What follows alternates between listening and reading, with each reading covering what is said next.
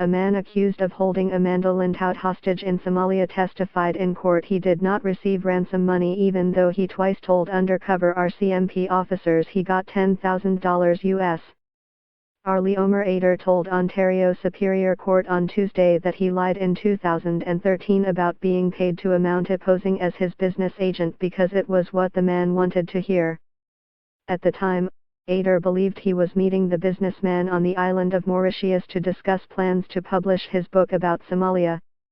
The seeds of the phony book project were planted 3 years earlier when Ader tried to make contact with Lindhout's mother, months after her daughter was freed.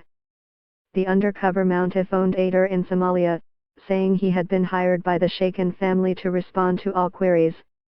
They stayed in touch about Ader's book, leading to the face-to-face meeting in Mauritius. The Mounties saw the elaborate scheme as a way to get Ader to admit involvement in the hostage-taking. Ader told the court Tuesday he feared his business associate would not trust him if he denied responsibility for the kidnapping.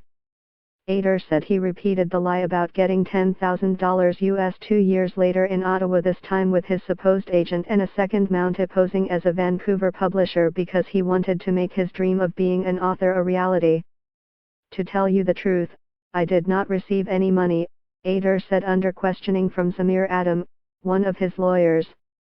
Lindhout and Australian photographer Nigel Brennan were abducted by armed men while working on a story near Mogadishu in August 2008, the beginning of 15 months in captivity. Both were released upon payment of a ransom. Ader, a 40-year-old Somali national who speaks some English, has pleaded not guilty to a criminal charge of hostage-taking for his alleged role as a negotiator and translator. In a secretly recorded sting video of the 2015 Ottawa meeting, Ader acknowledges being paid for helping the shadowy group of armed kidnappers. In the witness box, however, Ader has told a different story. He has painted himself as a victim who was coerced into assisting 3 gang leaders and a posse of gun-toting youths over several months through threats, a beating and an attack on his family.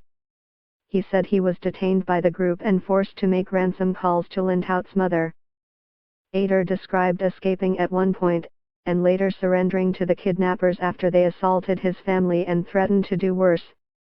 In fact, Ader said, he then moved his wife and children into a house with the kidnappers as it was the only option at the time. Ader insisted he tried to tell his supposed business agent in Mauritius that he had no choice but to work with the hostage-takers, but the man wasn't interested. He did not listen to me, he did not pay attention to me. Ader said since his associate kept closing down the conversation, he told him what he liked hearing. He said he felt compelled to repeat the lie about being paid to help the gang to secure the book deal at the meeting in Ottawa. In cross-examining Ader, prosecutor Croft Michelson challenged this latest version of events, saying his testimony was largely untruthful.